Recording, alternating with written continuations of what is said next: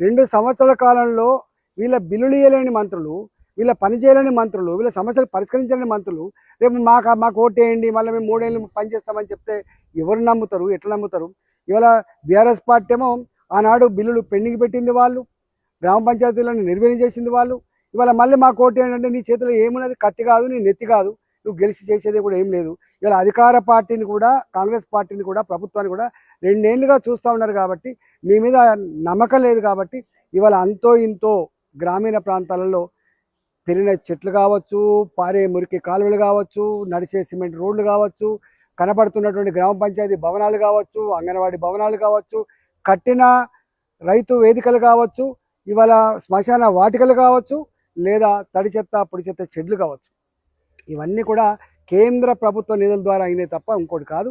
ఇవాళ చౌరస్తాల్లో పెట్టినటువంటి హైమాక్స్ లైట్లు ఇవాళ పట్టణాల పేరిట, స్మార్ట్ నగరాల పేరిట, అమృత నగరాల పేరిట ఇవాళ ఇవన్నీ డెవలప్మెంట్ అంతా కూడా కేంద్ర ప్రభుత్వం చేస్తూ ఉన్నది తప్ప వీళ్ళు చేసేది ఏమీ లేదు. కాబట్టి ఏదో మాకు ఓటేస్తే మేము చేస్తే ఏం చేస్తామని చెప్పి ఓటేస్తాం.